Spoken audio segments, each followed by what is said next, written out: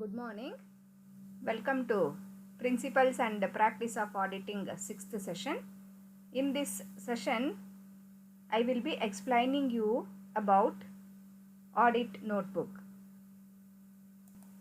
Now we will see the meaning of audit notebook. Audit notebook is a register maintained by the audit staff to record important points what they observe during the process of auditing, like errors, doubtful queries, explanations, and clarifications to be received from the clients. It also contains definite information regarding the day-to-day work performed by the audit clerks. In short, we can say audit notebook is usually a bound notebook in which a large variety of matters observed during the course of audit are recorded. The notebook should be maintained clearly, completely, and systematically. It serves as a authentic evidence in support of work done to protect the auditor against any legal charge initiated against him for negligence. It is of immense help to the auditor in preparing audit report. It also acts as a valuable guide for conducting audit for future years. I will repeat it again. Audit notebook is a notebook, or it is also a register maintained by the audit staff. Why they maintain this notebook? In order to record important points what they observe during the course of audit process. It includes all the important points which need clarification from the clients.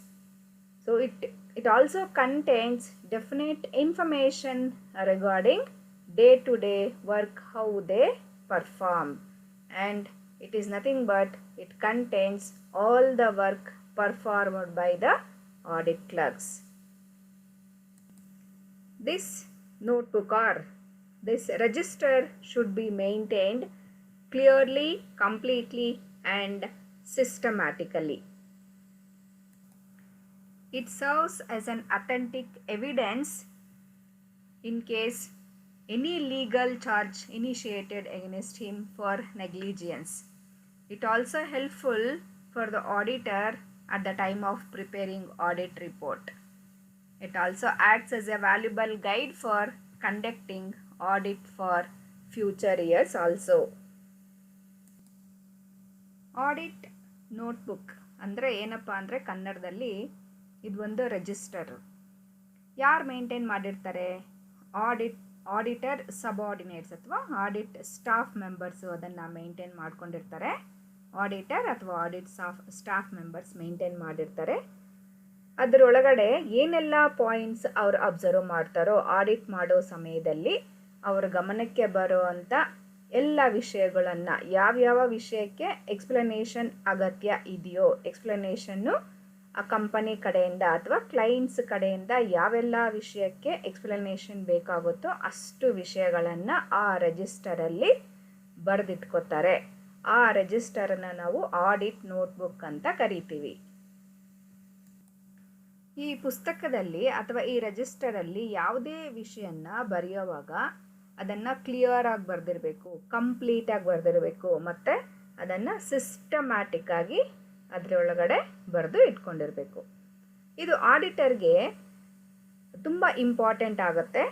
ಯಾವಾಗಲಾದರೂ auditor ವಿರುದ್ಧ ಅವನು ನೆಗ್ಲಿಜಿಯೆಂಟಾಗಿ audit ಮಾಡಿದ್ದಾನೆ ಅಂತ ಏನಾದರೂ ಕಂಪನಿನವರು case file ಮಾಡಿದರೆ ಅಥವಾ legal ಚಾರ್ಜನ್ನು initiate ಮಾಡಿದ್ರೆ, ಕೋರ್ಟಲ್ಲಿ ಏನಾದರೂ ಅವನ ವಿರುದ್ಧ ಕೇಸ್ ಹಾಕಿದಾಗ ಈ ನೋಟ್ ಪುಸ್ತಕ ಆಡಿಟ್ ಮಾಡಿರೋವಾಗ ಏನು ಬರೆದಿಟ್ಕೊಂಡಿರ್ತಾರಲ್ವ ಆ ನೋಟ್ ಪುಸ್ತಕ ಅವನಿಗೆ ಆಡಿಟರ್ಗೆ ಎವಿಡೆನ್ಸ್ ಆಗಿರುತ್ತೆ ಅಥವಾ ಸಾಕ್ಷಿಯಾಗಿರುತ್ತೆ. ಅದಲ್ಲದೇ ಮತ್ತೆ ಅವನು ಆಡಿಟ್ ರಿಪೋರ್ಟನ್ನು ತಯಾರಿ ಮಾಡುವಾಗ ಏನೆಲ್ಲ ಪಾಯಿಂಟ್ಸು ಆಡಿಟ್ ನೋಟ್ಬುಕ್ಕಲ್ಲಿ ಅವನು ಬರೆದು ಇಟ್ಕೊಂಡಿರ್ತಾನೋ ಆ ಎಲ್ಲ ವಿಷಯಗಳ ಬಗ್ಗೆ ಅವನು ಆಡಿಟ್ ರಿಪೋರ್ಟಲ್ಲಿ ಡೀಟೇಲ್ಡಾಗಿ ಮೆನ್ಷನ್ ಮಾಡೋ ಟೈಮಲ್ಲಿ ಅದು ತುಂಬ ಹೆಲ್ಪ್ ಆಗುತ್ತೆ. ಅವನೇನೆಲ್ಲ ಕೆಲಸ ಮಾಡಿರ್ತಾನೋ ಆ ನೋಟ್ಬುಕ್ಕಲ್ಲಿ ಇರುತ್ತಲ್ವ, ಅದನ್ನು ನೋಡಿಕೊಂಡು ಅವನು ಫೈನಲ್ ಆಗಿ ಒಂದು ಆಡಿಟ್ ರಿಪೋರ್ಟನ್ನು ತಯಾರು ಮಾಡಬಹುದು. Now we will see the contents of audit notebook. Usually the audit notebook contains all these the following contents. Let me explain one by one. Point number 1, it contains a list of the accounts books normally used and maintained by the organization. Point number 1, it contains a list of the account books normally used and maintained in the business organization. And the second content is, it contains names of the principal officers, their duties and responsibilities. Third content is, it contains nature of business carried on and important documents relating to the constitution of business like memorandum of association, articles of association, partnership deed in case of partnership firms, trust deed in case of trusts. Fourth content is, it contains extracts of minutes and contracts affecting the accounts. It also contains extracts of correspondence with statutory authorities. It also contains copy of audit program. The other content the audit notebook contains is accounting methods, internal control system and internal check system in operation in that particular business organization. The other content, one more content is, it contains routine queries like missing receipts and vouchers, etc. The one more content is details of errors and frauds discovered during the course of audit. Another content the audit notebook contains is points to be included in audit report. The 11th content is, it contains details of all important information to be used as reference for future audits. And one more content the audit notebook contains is date of commencement and completion of an audit. Audit notebook ಯಾವೆಲ್ಲ ವಿಷಯಗಳನ್ನು ಒಳಗೊಂಡಿರುತ್ತೆ ಒಂದೊಂದಾಗಿ ಹೇಳೋದಾದರೆ, ಮೊದಲನೇದಾಗಿ ಏನೆಲ್ಲ books of accounts ಆ ಕಂಪನಿನಲ್ಲಿ maintain ಮಾಡಿರ್ತಾರೋ ಅಷ್ಟು books of ಅಕೌಂಟ್ಸನ್ನು ಲಿಸ್ಟನ್ನು ಒಳಗೊಂಡಿರುತ್ತೆ. ಪ್ರಿನ್ಸಿಪಾಲ್ ಆಫೀಸರ್ಸ್ ಅಥವಾ ಕೀ ಆಫೀಸರ್ಸ್ ಯಾರೆಲ್ಲ ಇರ್ತಾರೋ ಆ ಆರ್ಗನೈಸೇಷನ್ನಲ್ಲಿ ಅವರ ಹೆಸರು, ಅವರು ಏನೆಲ್ಲ ಅವರ ಜವಾಬ್ದಾರಿಗಳು ಮತ್ತು ಅವರ ಡ್ಯೂಟೀಸ್ ಏನು ಅನ್ನೋದನ್ನು ಕೂಡ ಈ ಆಡಿಟ್ ನೋಟ್ಬುಕ್ಕು ಒಳಗೊಂಡಿರುತ್ತೆ. ಅದಾದಮೇಲೆ ಮೂರನೇದು, ಆ ಬಿಸ್ನೆಸ್ ಆರ್ಗನೈಸೇಷನ್ನು ಯಾವ ರೀತಿ what is the nature of business, ಯಾವ ಬಿಸ್ನೆಸ್ಸನ್ನು ಅದು ನಡೆಸ್ತಾ ಇದೆ, ಆ ಬಿಸ್ನೆಸ್ಗೆ ಸಂಬಂಧಪಟ್ಟಂಥ ಮುಖ್ಯವಾದ ಡಾಕ್ಯುಮೆಂಟ್ಸು. ಜಾಯಿಂಟ್ ಸ್ಟಾಕ್ ಕಂಪನಿ ಆದರೆ memorandum of association, articles of ಅಸೋಸಿಯೇಷನನ್ನು ಇದು ಒಳಗೊಂಡಿರುತ್ತೆ.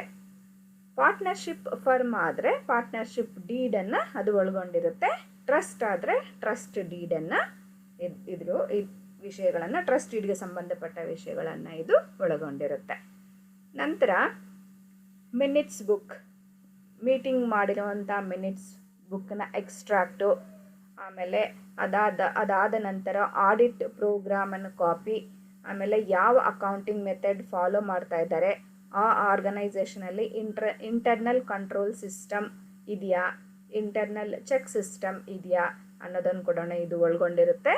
ಅದಾದಮೇಲೆ ರೊಟೀನ್ ಕ್ವೈರೀಸ್ ಏನೇನೆಲ್ಲ ಇರ್ತಾವಲ್ಲ, ರೆಸಿಟ್ಸು ಮತ್ತು ವೋಚರ್ಸು, ಎಂಟ್ರೀಸು, ಅದ್ರ ಬಗ್ಗೆ ವಿಚಾರಗಳೆಲ್ಲನೂ ಏನಾದರೂ ಕ್ಲಾರಿಫಿಕೇಷನ್ ಬೇಕಾದರೆ ಅದನ್ನು ಕೂಡ ಇದು ಒಳಗೊಂಡಿರುತ್ತೆ. ಯಾವುದೇ ರೀತಿಯಾದ ಎರರ್ಸು ಮತ್ತು ಫ್ರಾಡ್ಸನ್ನು ಇವರು ಆಡಿಟರ್ಸ್ ಏನಾದರೂ ಕಂಡು ಹಿಡಿದಾಗ ಅದರ ಬಗ್ಗೆ ಕೂಡ ಆ ಪುಸ್ತಕದಲ್ಲಿ ಅವರು ಬರೆದಿಟ್ಕೊತಾರೆ. ಅದಾದಮೇಲೆ ಏನೆಲ್ಲ ಪಾಯಿಂಟ್ಸು ಆಡಿಟ್ ರಿಪೋರ್ಟಲ್ಲಿ ಇನ್ಕ್ಲೂಡ್ ಮಾಡಬೇಕಾಗತ್ತೆ ಅನ್ನೋ ಇಂಪಾರ್ಟೆಂಟ್ ಪಾಯಿಂಟ್ಸ್ನೆಲ್ಲ ಕೂಡ ಆ ಪುಸ್ತಕದಲ್ಲಿ ಬರೆದಿಟ್ಕೊತಾರೆ. ಅದಾದಮೇಲೆ ಯಾವುದಾದ್ರೂ ಮುಖ್ಯವಾದ ವಿಷಯಗಳು ಮುಂದಿನ ದಿನಗಳಲ್ಲಿ ಮತ್ತು ಆಡಿಟ್ ಮಾಡುವಂಥ ಸಂದರ್ಭದಲ್ಲಿ ಗಮನದಲ್ಲಿಟ್ಟುಕೊಳ್ಬೇಕಾಗಿರುವಂಥ ಮುಖ್ಯವಾದ ಅಂಶಗಳನ್ನು ಕೂಡ ಅದರಲ್ಲಿ ಬರೀತಾರೆ. ತುಂಬ ಮುಖ್ಯವಾಗಿ ಈ ಆಡಿಟ್ ನೋಟ್ ಪುಸ್ತಕದಲ್ಲಿ ಏನಿರುತ್ತಪ್ಪ ಅಥವಾ ಈ ಆಡಿಟ್ ನೋಟ್ಬುಕ್ ರಿಜಿಸ್ಟರಲ್ಲಿ ಏನಿರುತ್ತೆ ಅಂತಂದರೆ, ಯಾವ ದಿನಾಂಕದಲ್ಲಿ ಆಡಿಟನ್ನು ಸ್ಟಾರ್ಟ್ ಮಾಡಿದ್ದಾರೆ, ಶುರು ಮಾಡಿದ್ದಾರೆ, ಮತ್ತು ಯಾವ ಡೇಟ್ಗೆ ಅವರು ಅದನ್ನು ಮುಕ್ತಾಯಗೊಳಿಸ್ತಾರೆ ಅನ್ನೋದನ್ನು ಕೂಡ ಇದರಲ್ಲಿ ಬರೆದಿಡಲಾಗುತ್ತೆ. ನಾವು let me show the specimen of entries how they make in audit notebook.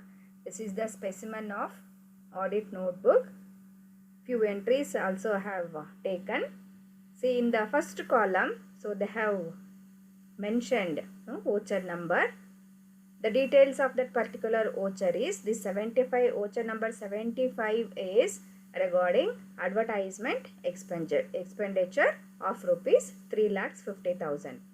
For this, they have a query. Their observation is, so they need a managing director's sanction letter.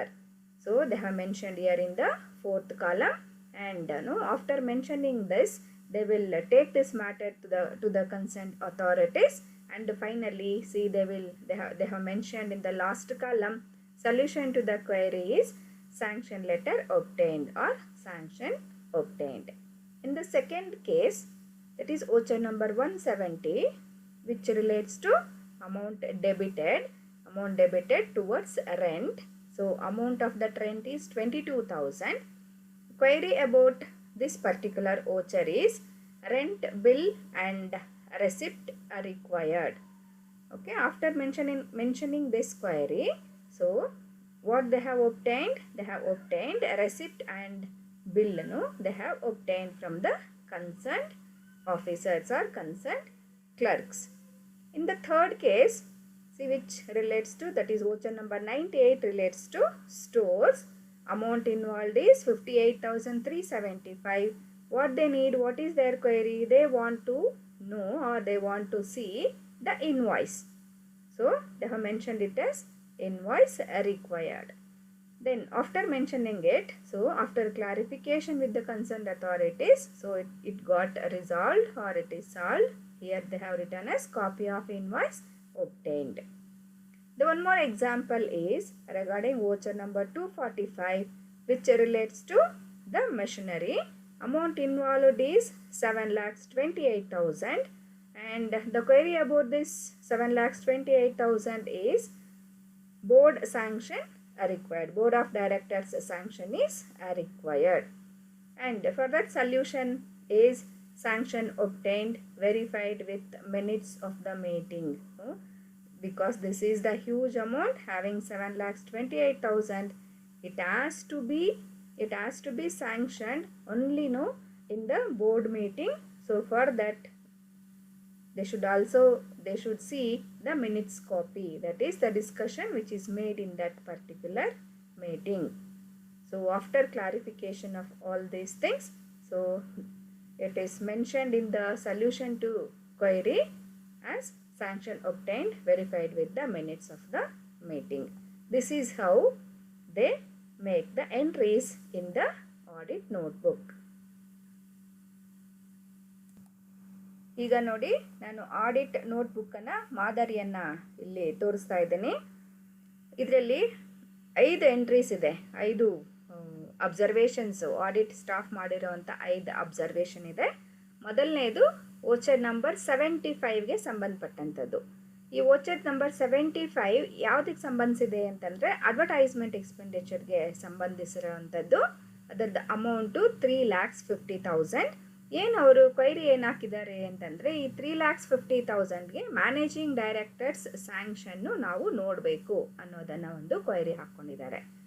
ಇದು ಹಾಕ್ಕೊಂಡಿದ್ದಾದಮೇಲೆ ಏನು ಮಾಡ್ತಾರೆ ಅವರು, ಕನ್ಸರ್ನ್ಡ್ ಅಥಾರಿಟೀಸ್ ಗಮನಕ್ಕೆ ಈ note ಪುಸ್ತಕದಲ್ಲಿ mention ಮಾಡ್ಕೊಂಡಿರ್ತಾರೆ, ಬರೆದಿಟ್ಕೊಂಡಿರ್ತಾರೆ. ಅದನ್ನು concern authorities ಗಮನಕ್ಕೆ ತೊಗೊಂಡು ಬರ್ತಾರೆ. ತೊಗೊಂಡು ಬಂದು ಆದಮೇಲೆ ಆ ಕನ್ಸರ್ನ್ ಅಥಾರಿಟೀಸ್ ಏನಪ್ಪ ಕೊಡ್ತಾರೆ ಅಂದರೆ ಸ್ಯಾಂಕ್ಷನ್ ಒಬ್ಟೈನ್ ಅಂತ ಬರ್ಕೊಂಡಿದ್ದಾರೆ. ಅಂದರೆ ಆ ಸ್ಯಾಂಕ್ಷನ್ ಆಗಿರುವಂಥ ಕಾಪಿನ ಆಡಿಟರ್ಸ್ ಕೇಳಿದಾಗ ಅವರಿಗೆ ತೋರಿಸ್ಬೇಕು, ತೋರಿಸಿರ್ತಾರೆ. ಹಾಗಾಗಿ solution to query is sanction obtained, sanction ತೊಗೊಂಡಿದ್ದಾರೆ ಅಂತ ಅರ್ಥ. ಈಗ ಇನ್ನೊಂದು 170 ವೋಚರ್ ನಂಬರ್, ಇದು ರೆಂಟಿಗೆ ಸಂಬಂಧಪಟ್ಟಂಥದ್ದು. ಅಮೌಂಟು 22,000. ಏನು ಅದಕ್ಕೆ ಅವರ ಅಬ್ಸರ್ವೇಷನ್ ಏನು, ರೆಂಟ್ ಬಿಲ್ಲು ಮತ್ತು ರೆಸಿಪ್ಟು ಬೇಕು ಅಂತ ಬರ್ಕೊಂಡಿರ್ತಾರೆ. ಅದಕ್ಕೆ ಸಲ್ಯೂಷನ್ ಹೇಗೆ, ಅವರು ಕನ್ಸರ್ನ್ಡು ಎಂಪ್ಲಾಯೀಸ್ ಹತ್ರ ಡಿಸ್ಕಸ್ ಮಾಡಿದಾಗ ರೆಸಿಪ್ಟ್ ಆ್ಯಂಡ್ ಬಿಲ್ ಒಬ್ಟೈನ್ಡ್ ಅಂತ ಬರ್ಕೊಂಡಿದ್ದಾರೆ. ಅಂದರೆ ಈ 22,000ಕ್ಕೆ ಸಂಬಂಧಿಸಿದಂಗೆ ಅದರದ್ದು ರೆಸಿಪ್ಟ್ ಮತ್ತು ಬಿಲ್ಲನ್ನು ನೋಡಿದ್ದೀವಿ ಅಂತ ಅದಕ್ಕೆ ಸಲ್ಯೂಷನ್ ಬರ್ಕೊಂಡಿದ್ದಾರೆ. ಇನ್ನೊಂದು ಎಕ್ಸಾಂಪಲ್ ಏನಪ್ಪ ಅಂದರೆ ವೋಚರ್ ನಂಬರ್ 98, ಅದು ಸ್ಟೋರ್ಸ್ಗೆ ಸಂಬಂಧಪಟ್ಟಿರೋವಂಥದ್ದು. ಸ್ಟೋರ್ಸ್ಗೆ ಸಂಬಂಧಪಟ್ಟಿರೋವಂಥದ್ದು ಅಮೌಂಟ್ ಎಷ್ಟು 58,375 ಇದೆ. ಅಂದರೆ ಈ ಸ್ಟೋರ್ಸ್ಗೆ ಅಂದರೆ ಯಾವುದೋ ಒಂದು ಐಟಮನ್ನು ಗೋಡೌನ್ಗೆ ಪರ್ಚೇಸ್ ಮಾಡಿ, so they have kept in the godown ಅಂತ ಅರ್ಥ. ಇದಕ್ಕೆ ಸಂಬಂಧಪಟ್ಟಿರುವಂಥದ್ದು. ಅದಕ್ಕೆ ಏನು ಬೇಕು ಅಂತ ಅವ್ರಿಗೆ ಕ್ವೈರಿ ಹಾಕ್ಕೊಂಡಿದ್ದಾರೆ ಅಂತಂದರೆ, ನಾವು ಇನ್ವಾಯ್ಸ್ ನೋಡಬೇಕು ಅಂತ ಒಂದು ಕ್ವೈರಿ ಹಾಕ್ಕೊಂಡಿದ್ದಾದಮೇಲೆ ಏನು ಸಿಗ್ತಾ ಅವ್ರಿಗೆ ಕ್ವೈರಿ ಸಲ್ಯೂಷನ್ ಸಿಕ್ಕಿದೆಯಾ, ಆ ಕನ್ಸರ್ನ್ ಅಥಾರಿಟೀಸ್ ಹತ್ರ ಡಿಸ್ಕಸ್ ಮಾಡಿದ್ದಾದಮೇಲೆ ಕಾಪಿ ಆಫ್ ಇನ್ವಾಯ್ಸ್ ಒಬ್ಟೈನ್ಡ್ ಅಂತ ಸಲ್ಯೂಷನ್. ಅದಕ್ಕೆ ಇನ್ನೊಂದು ಎಕ್ಸಾಂಪಲ್ ನೋಡಿ, ವೋಚರ್ ನಂಬರ್ 245. ಈ ವೋಚರ್ ನಂಬರ್ 245 ಪರ್ಚೇಸ್ ಆಫ್ ಮೆಷಿನರಿಗೆ ಸಂಬಂಧಪಟ್ಟಿರುವಂಥದ್ದು. ಅಮೌಂಟ್ ಎಷ್ಟಿದೆ 7,28,000 ಇದೆ. ಈ 7,28,000 ಅಮೌಂಟಿಗೆ ಏನು ಬೇಕು ಅವರಿಗೆ, ಕ್ವೈರಿ ಏನು ಹಾಕ್ಕೊಂಡಿದ್ದಾರೆ, ಇದು ಬೋರ್ಡ್ ಆಫ್ ಡೈರೆಕ್ಟರ್ಸ್ ಮೀಟಿಂಗಲ್ಲಿ ಸ್ಯಾಂಕ್ಷನ್ನು ಆಗಿದೆಯಾ, ಅಲ್ಲಿ ಡಿಸ್ಕಸ್ ಆಗಿ ಅಲ್ಲಿಂದ ಸ್ಯಾಂಕ್ಷನ್ ತೊಗೊಂಡಿದ್ದೀರಾ ಇಲ್ವಾ ಅನ್ನೋದನ್ನು ಇವರು ಕ್ವೈರಿ ಹಾಕಿದ್ದಾರೆ. ಬೋರ್ಡ್ ಸ್ಯಾಂಕ್ಷನ್ ರಿಕ್ವಯರ್ಡ್ ಅಂತ ಹಾಕಿದ್ದಾರೆ. ಆಮೇಲೆ ಏನು ಅವ್ರಿಗೇನು ವಾಟ್ ದೇ ಹ್ಯಾವ್ ಒಬ್ಟೈನ್ಡ್ ಅಂತ ನೋಡಿದಾಗ ಸಲ್ಯೂಷನ್ ಏನು ಸಿಕ್ತು ಅವ್ರಿಗೆ ಅಂತ ನೋಡಿದಾಗ sanction obtained verified with the minutes of meeting ಅಂತಾರೆ. ಸೊ ಅಂದರೆ ಈ ಸ್ಯಾಂಕ್ಷನ್ ತೊಗೊಂಡಿದ್ದಾರೆ, ಎಲ್ಲಿ ಡಿಸ್ಕಸ್ ಆಗಿದೆ, ಅದು ಬೋರ್ಡ್ ಮೀಟಿಂಗಲ್ಲಿ ಡಿಸ್ಕಸ್ ಆಗಿದೆ. ಹೆಂಗೆ ಗೊತ್ತಾಯಿತು ಬೋರ್ಡ್ ಮೀಟಿಂಗಲ್ಲಿ ಡಿಸ್ಕಸ್ ಆಗಿದೆ ಅಂತ, ಆ ಮೀಟಿಂಗ್ ಮಾಡೋವಾಗ ಮಿನಿಟ್ಸನ್ನು ಬರ್ಕೊಂಡಿರ್ತಾರೆ. ಅಂದರೆ ಆ ಮೀಟಿಂಗಲ್ಲಿ ಏನೆಲ್ಲ ಡಿಸ್ಕಷನ್ಸ್ ಆಯಿತು, ಏನೆಲ್ಲ ರಿಸಾಲ್ವ್ ಆಯಿತು, ಡಿಸಿಷನ್ಸ್ ಆಯಿತು, ಅದನ್ನೆಲ್ಲ ಆ ಮಿನಿಟ್ಸ್ ಪುಸ್ತಕದಲ್ಲಿ ಬರ್ಕೊಂಡಿರ್ತಾರೆ. ಅದೆರಡನ್ನು ಕಂಪೇರ್ ಮಾಡಿದಾಗ ಅವ್ರಿಗೆ ಸಲ್ಯೂಷನ್ ಸಿಗುತ್ತೆ. ಈ ಮೆಷಿನರಿ ಪರ್ಚೇಸ್ ಆಫ್ 7,28,000ಗೆ ಸ್ಯಾಂಕ್ಷನ್ ಆಗಿದೆ ಅಂತ ಹೇಳ್ಬಿಟ್ಟು ಅವ್ರಿಗೆ ಕನ್ಫರ್ಮ್ ಆಗುತ್ತೆ. Now we will move on to advantages of audit notebook. The first advantage is it facilitates audit work. How it facilitates we will see. It facilitates the work of an auditor as all important details about the auditor recorded in the notebook, which the audit clerk cannot remember everything at all the time. It helps in remembering and recalling the important matters relating to the audit work. ಮೊದಲನೇ point ಏನಪ್ಪ ಅಂತಂದರೆ, ಈ audit notebook audit ಕೆಲಸವನ್ನು ಸುಗಮಗೊಳಿಸುತ್ತದೆ ಅಂತ ಹೇಳ್ಬೋದು. ಹೇಗೆ ಸುಗಮಗೊಳಿಸುತ್ತೆ ಅಂತ ಹೇಳೋದಾದರೆ, ಈ ಆಡಿಟ್ ನೋಟ್ ಪುಸ್ತಕದಲ್ಲಿ ಈ ಆಡಿಟ್ ಸ್ಟಾಫ್ ಅವ್ರಿಗೇನೆಲ್ಲ ಅಬ್ಸರ್ವ್ ಮಾಡ್ತಾರೋ ಅದನ್ನೆಲ್ಲ ಬರೆದಿಟ್ಕೊಂಡಿರ್ತಾರೆ. ಅವರು ಬರೆದಿಟ್ಕೊಂಡಿರೋದ್ರಿಂದ ಪ್ರತಿಯೊಂದನ್ನು ಅವ್ರ ನೆನಪಿನಲ್ಲಿ ಇಟ್ಕೊಳ್ಳೋದಕ್ಕಾಗೋದಿಲ್ಲ. ಹಾಗಾಗಿ ಪ್ರತಿಯೊಂದನ್ನು ಅದರಲ್ಲಿ ಬರೆದಿಟ್ಕೊಂಡಿರ್ತಾರೆ. ಅವ್ರಿಗೆ ಯಾವಾಗ ಕ್ಲಾರಿಫಿಕೇಷನ್ ಬೇಕೋ ಆವಾಗ ಆ ಪುಸ್ತಕನ ತೆಗೆದು ನೋಡಿ ಕ್ಲಾರಿಫಿಕೇಷನನ್ನು ತಗೋಬೋದು.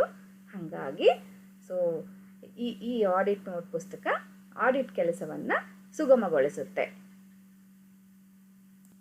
The next advantage is preparation of audit report.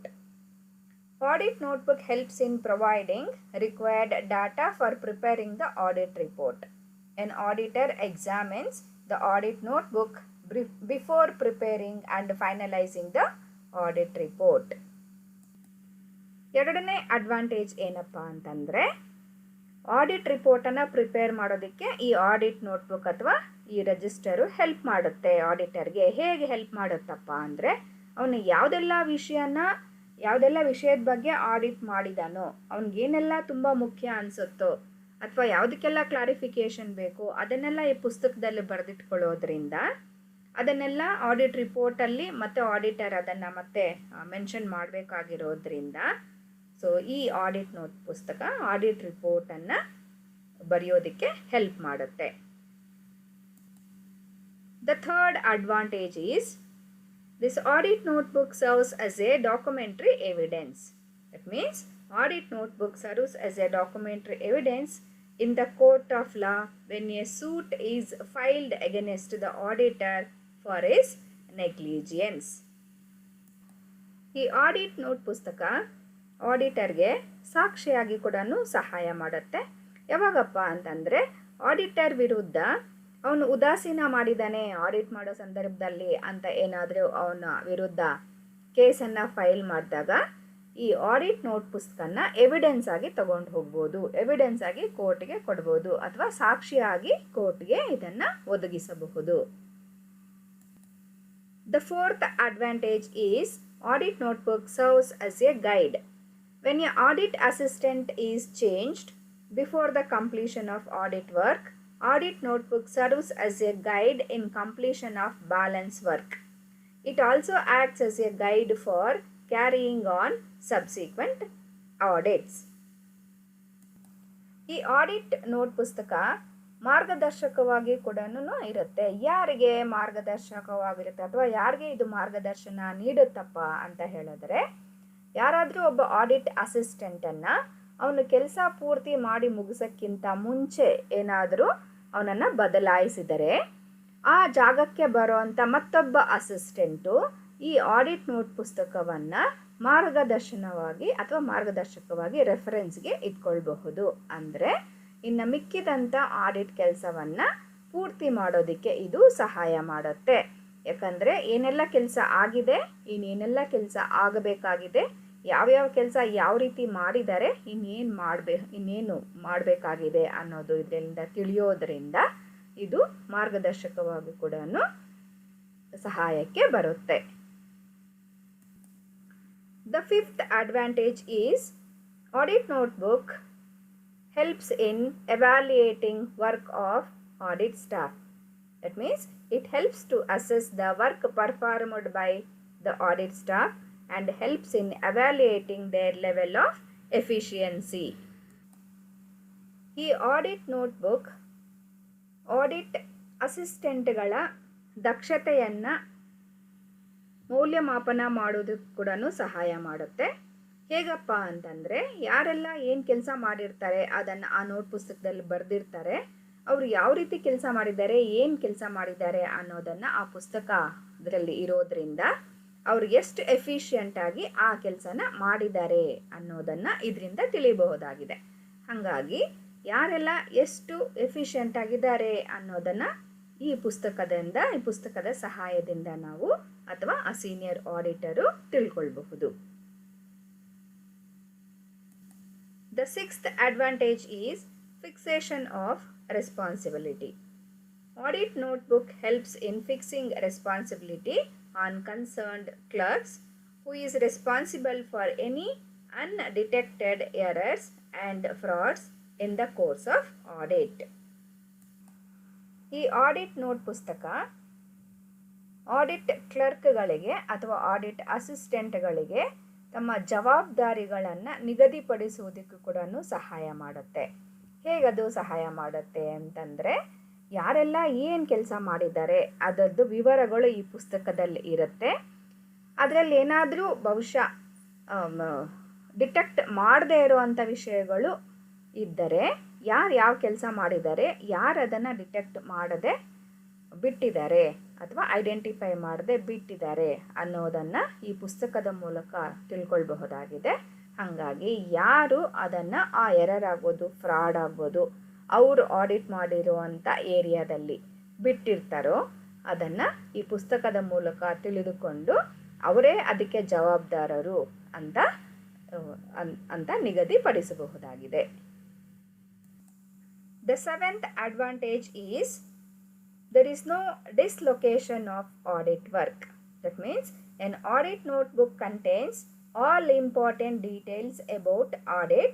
Hence, any change in the audit staff will not disturb or dislocate the audit work.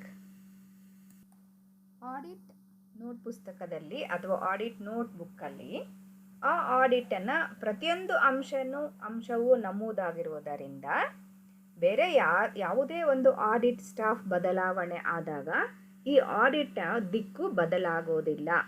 ಯಥಾಸ್ಥಿತಿಯಲ್ಲಿ ಮೊದಲಿನ ಹಾಗೇನೆ ಈ ಆಡಿಟ್ ಕೆಲಸ ಮುಂದುವರಿಯೋದಕ್ಕೆ ಈ ಆಡಿಟ್ ನೋಟ್ ಪುಸ್ತಕ ಹೆಲ್ಪ್ ಮಾಡುತ್ತೆ. ಯಾಕಂದರೆ ಏನೆಲ್ಲ ಕೆಲಸಗಳು ಆಗಿದೆ, ಯಾರು ಮಾಡಿದ್ದಾರೆ, ಹೇಗೆ ಮಾಡಬೇಕು, ಯಾವತ್ತು ಶುರು ಆಗುತ್ತೆ, ಯಾವತ್ತು ಮುಗಿಸ್ಬೇಕು, ಯಾರ್ಯಾರು ಯಾವ ಕೆಲಸಗಳನ್ನು ಯಾವ ರೀತಿ ಮಾಡಬೇಕು ಅನ್ನೋದನ್ನೆಲ್ಲ ಇದರಲ್ಲಿ ನಮೂದಿಸಿರೋದ್ರಿಂದ ಇದು ಆಡಿಟ್ ಸಕ್ಸಸ್ಫುಲ್ಲಾಗಿ ಕಂಪ್ಲೀಟ್ ಮಾಡೋದಕ್ಕೆ ಹೆಲ್ಪ್ ಮಾಡುತ್ತೆ. Now we will move on to the disadvantages of audit notebook. The first disadvantage is it is fault finding attitude, or audit notebook leads to fault finding attitude. That means it leads to development of a fault finding attitude in the minds of the audit staff. And the second disadvantage is audit notebook creates misunderstanding. Very often, maintenance of audit notebook creates misunderstanding between the client's staff and the audit staff. The third disadvantage is improper preparation. Since it serves as evidence in the court of law, it needs to be prepared with great caution. When the notebook is prepared without due care, it cannot be used as evidence against the auditor for negligence. The fourth advantage is adverse effect on subsequent audits. Since audit notebook is used in performing subsequent audits, any mistakes in this particular notebook may have adverse impacts on the next audits. Audit ನೋಟ್ಬುಕ್ನ ಮೊದಲನೇ ಅನಾನುಕೂಲ disadvantage ಏನಪ್ಪ ಅಂತಂದರೆ, audit ನೋಟ್ಬುಕ್ನು which always leads to fault finding attitude. ಅಂದರೆ ಯಾವಾಗಲೂ ಆಕ್ಷೇಪಿಸುವಂತಹ ವರ್ತನೆಯನ್ನು ಆಡಿಟ್ ಸ್ಟಾಫಲ್ಲಿ ಈ ಆಡಿಟ್ ನೋಟ್ ಪುಸ್ತಕ ಕ್ರಿಯೇಟ್ ಮಾಡಿಸುತ್ತೆ. ಹೇಗದು ಅಂತಂದರೆ, ಪ್ರತಿಯೊಂದು ಅವರು ಆಡಿಟ್ ಮಾಡುವಾಗಲೂ ಪ್ರತಿಯೊಂದನ್ನು ಈ ನೋಟ್ ಪುಸ್ತಕದಲ್ಲಿ ನಮೂದನೆ ಮಾಡ್ತಾ ಇದ್ದಾಗ ಏನೆಲ್ಲ ನಮೂದಿಸ್ತಾರೋ ಅದ್ರ ಬಗ್ಗೆ ಎಲ್ಲ ಕ್ಲಾರಿಫಿಕೇಷನ್ಸನ್ನು ಆರ್ಗನೈಸೇಷನ್ ಸ್ಟಾಫಿಂದ ತಗೊಳ್ಬೇಕಾಗತ್ತೆ. ಅಂದರೆ ಅದಕ್ಕೆ ಸಲ್ಯೂಷನ್ ಆಗಲೇ ಸ್ಪೆಸಿಮನ್ನಲ್ಲಿ ತೋರಿಸಿದಾಗ, ಆ ಮಾದರಿ ತೋರಿಸಿದ್ನೆಲ್ಲ ಆಗ ನಿಮಗೆ ತೋರಿಸ್ದೆ, ಪ್ರತಿಯೊಂದು ಕ್ವೈರಿಗೂ ಹೇಗೆ ಅವರು ಅಬ್ಜೆಕ್ಷನ್ ಹೇಗೆ ಹಾಕ್ತಾರೆ ಮತ್ತು ಅದಕ್ಕೆ ಹೇಗೆ ಸೊಲ್ಯೂಷನ್ ಹುಡುಕೊಳ್ತಾರೆ ಅಂತ ನಾವಾಗಲೇ ನೋಡಿದ್ವಿ. ಅದೇ ಥರ ಪ್ರತಿಯೊಂದನ್ನು ಅವರು ಅದರಲ್ಲಿ ಬರ್ಕೋತಾ ಹೋಗೋದ್ರಿಂದ ಅದೇನಾಗ್ಬಿಡುತ್ತೆ, ಒಂದೊಂದು ಸತಿ ಈ ಆಡಿಟ್ ನೋಟ್ ಪುಸ್ತಕ ಅಂದ್ರೇ ಬರೀ ತಪ್ಪುಗಳನ್ನು ಕಂಡುಹಿಡಿಯೋಕ್ಕೆ ಇದು ಅನ್ನೋ ಥರ ಆಗೋಗುತ್ತೆ. ಎರಡನೇ ಅನಾನುಕೂಲ ಏನಪ್ಪ ಅಂತಂದರೆ, ಈ ಆಡಿಟ್ ನೋಟ್ ಪುಸ್ತಕ ಆಡಿಟ್ ಸ್ಟಾಫ್ ಮತ್ತು ಆ ಕಂಪನಿ ಸ್ಟಾಫ್ ಮಧ್ಯದಲ್ಲಿ ಮಿಸ್ಅಂಡರ್ಸ್ಟ್ಯಾಂಡಿಂಗ್ನ ಮನಸ್ತಾಪಗಳು ಕೂಡ ಕಾರಣ ಆಗುತ್ತೆ. ಯಾಕೆ ಅಂತಂದರೆ, ಯಾವಾಗಲೂ ಏನೆಲ್ಲ ಅವರು ಬರ್ಕೊಂಡಿರ್ತಾರೋ ಕ್ವೈರೀಸನ್ನು ಪ್ರತಿ ಸರ್ತಿ ಇವರಲ್ಲಿ ಎಕ್ಸ್ಪ್ಲನೇಷನ್ ಕೇಳ್ಕೊತಾ ಬರ್ತಿರ್ತಾರೆ. ಹಾಗೇನಾಗುತ್ತೆ, ಈ ಸಣ್ಣ ಪುಟ್ಟದಕ್ಕೆಲ್ಲನೂ ಪ್ರತಿಯೊಂದಕ್ಕೂ ನಮ್ಮಲ್ಲಿ ಕೇಳ್ತಿರ್ತಾರಲ್ವ ಎಕ್ಸ್ಪ್ಲನೇಷನ್ಸು ಅಂತ ಹೇಳಿಬಿಟ್ಟು ಆ ಕಂಪನಿ ಸ್ಟಾಫ್ ಅವ್ರ ಮಧ್ಯೆ ಮತ್ತು ಆಡಿಟ್ ಸ್ಟಾಫ್ ಮಧ್ಯೆ ಮನಸ್ತಾಪಗಳು ಉಂಟಾಗುತ್ತೆ. ಪ್ರತಿ ಸಣ್ಣ ಪುಟ್ಟ ವಿಚಾರಗಳೆಲ್ಲನೂ ಕೇಳ್ತಿರ್ತಾರೆ ಅಂತೇಳ್ಬಿಟ್ಟು ಇವರು ಕಂಪನಿಯವರು ಅಂದ್ಕೋತಾರೆ. ಆದರೆ ಪ್ರತಿಯೊಂದು ನಮಗೆ ಅವಶ್ಯಕತೆ ಇದೆ ಅಂತ ಆಡಿಟ್ ಸ್ಟಾಫ್ ಅಂದ್ಕೋತಾರೆ. ಹಾಗಾಗಿ ಇಬ್ಬರ ಮಧ್ಯದಲ್ಲಿ ಒಳಜಗಳ ಅಥವಾ ಮನಸ್ತಾಪಗಳು ಉಂಟಾಗೋ ಸಾಧ್ಯತೆ ಇರುತ್ತೆ. ಮೂರನೇದೇನಪ್ಪ ಅಂತಂದರೆ ಇಂಪ್ರಾಪರ್ ಪ್ರಿಪರೇಷನ್. ನಾವು ಆಗಲೇ ಹೇಳ್ದಂಗೆ ಆಡಿಟ್ ನೋಟ್ಬುಕ್ಕು ಈ ಆಡಿಟರ್ ವಿರುದ್ಧ ಕೋರ್ಟಲ್ಲಿ ಯಾರಾದರೂ ಕೇಸ್ ಹಾಕಿದಾಗ, ಅವನ ಬೇಜವಾಬ್ದಾರಿತನದಿಂದ ಮಾಡಿದ್ದಾನೆ ಅಂತ ಏನಾದರೂ ಕೇಸ್ ಹಾಕಿದಾಗ ಇದು ಈ ನೋಟ್ ಪುಸ್ತಕವನ್ನು ಸಾಕ್ಷಿಯಾಗಿ ನಾವು ಕೋರ್ಟ್ಗೆ ಆಡಿಟರು ಪ್ರೊಡ್ಯೂಸ್ ಮಾಡ್ಬೋದು ಅಂತ ತಿಳ್ಕೊಂಡಿದ್ವಿ. ಅದು ಹೇಗೆ ಡಿಸ್ಅಡ್ವಾಂಟೇಜ್ ಆಗತ್ತಪ್ಪ ಅಂತಂದರೆ, ಪ್ರತಿ ಸತಿ ಆಡಿಟ್ ನೋಟ್ಬುಕ್ಕಲ್ಲಿ ಏನೇ ಎಂಟ್ರೀಸ್ ಮಾಡಿದ್ರು ತುಂಬ ಕೇರ್ಫುಲ್ಲಾಗಿ ಮಾಡಿರಬೇಕು. ಆಡಿಟ್ ಪುಸ್ತಕದಲ್ಲಿ ಏನಾದರೂ ನೆಗ್ಲಿಜಿಯೆಂಟಾಗಿ ಏನಾದರೂ ಅವರು ನಮೂದನೆಗಳನ್ನು ಮಾಡಿಕೊಂಡಿದ್ರೆ, ನೆಗ್ಲಿಜಿಯೆಂಟಾಗಿ ಅಥವಾ ಕೇರ್ಲೆಸ್ ಆಗಿ ಏನಾದರೂ ಅದರಲ್ಲಿ ನಮೂದನೆ ಮಾಡಿಕೊಂಡಿದ್ರೆ ಏನಾಗುತ್ತೆ, ಸೊ ಆವಾಗ ಅಂಥ ನೋಟ್ ಪುಸ್ತಕವನ್ನು ಅಥವಾ ಆ ರಿಜಿಸ್ಟರನ್ನು ಕೋರ್ಟಲ್ಲಿ ಸಾಕ್ಷಿಯಾಗಿ ಪ್ರೊಡ್ಯೂಸ್ ಮಾಡೋದಕ್ಕೆ ಸಾಧ್ಯ ಇರೋದಿಲ್ಲ. ಇನ್ನೊಂದು ಅನಾನುಕೂಲ ಏನಪ್ಪ ಅಂತಂದರೆ, ಈ ಆಡಿಟ್ ನೋಟ್ ಪುಸ್ತಕ ನಂತರದ ಆಡಿಟ್ಸ್ ಅಂದರೆ ಸಬ್ಸಿಕ್ವೆಂಟ್ ಆಡಿಟ್ಸ್, ಈ ಆಡಿಟ್ ಅದಾದಮೇಲೆ ನಂತರ ಯಾವುದೆಲ್ಲ ಆಡಿಟ್ಗಳು ನಡೆಯುತ್ತೋ ಅಂಥ ಆಡಿಟ್ಗಳಿಗೆಲ್ಲನೂ ಅಡ್ವರ್ಸ್ ಎಫೆಕ್ಟ್ ಆಗುವಂಥ ಸಾಧ್ಯತೆ ಇರುತ್ತೆ. ಹೇಗದು ಅಡ್ವರ್ಸ್ ಎಫೆಕ್ಟ್ ಆಗುತ್ತೆ ಅಂತಂದರೆ, ಈ ಪ್ರಸ್ತುತ ಈ ಆಡಿಟ್ ನೋಟ್ ಪುಸ್ತಕದಲ್ಲಿ ಯಾವುದಾದರೂ ತಪ್ಪಾಗಿ ನಮೂದಿಸಿದ್ದರೆ, ಮಿಸ್ಟೇಕ್ಸ್ ಆಗಿ ಅದರಲ್ಲಿ ಎಂಟ್ರಿ ಮಾಡಿದರೆ, ರಾಂಗ್ ಎಂಟ್ರೀಸ್ ಮಾಡ್ಕೊಂಡಿದ್ರೆ ಅಥವಾ ತಪ್ಪಾಗಿ ಅರ್ಥ ಮಾಡಿಕೊಂಡು ಅದನ್ನು ಆ ನೋಟ್ ಪುಸ್ತಕದಲ್ಲಿ ಬರೆದಿಟ್ಕೊಂಡಿದ್ರೆ, ನೆಕ್ಸ್ಟು ಅದನ್ನು ರೆಫರ್ ಮಾಡುವಂಥ ನೆಕ್ಸ್ಟ್ ಆಡಿಟರ್ ಕೂಡ ಅದರಿಂದ ಮಿಸ್ಲೀಡ್ ಆಗ್ತಾರೆ, ಅದರಿಂದ ತೊಂದರೆ ಆಗುತ್ತೆ ನೆಕ್ಸ್ಟು ಆಗುವಂಥ ಆಡಿಟ್ಗಳಿಗೆ. ಹಾಗಾಗಿ ಸೊ ಈ ಆಡಿಟ್ ನೋಟ್ ಪುಸ್ತಕ ನಂತರದ ಆಡಿಟ್ಸ್ ಮೇಲೆ ಕೂಡ ಅಡ್ವರ್ಸ್ ಎಫೆಕ್ಟ್ ಅಂತೂ ಇರುತ್ತೆ. ಇದು ಒಂದು ಅನಾನುಕೂಲ ಆಗಿದೆ. I think all of you have understood about the meaning of audit notebook, its contents, and I have also shown you the specimen of audit notebook, and I have explained the advantages of audit notebook as well as the disadvantages of audit notebook. Hope all of you have understood in detail. Rest of the things or other things I will be discussing in the next sessions. Thank you very much.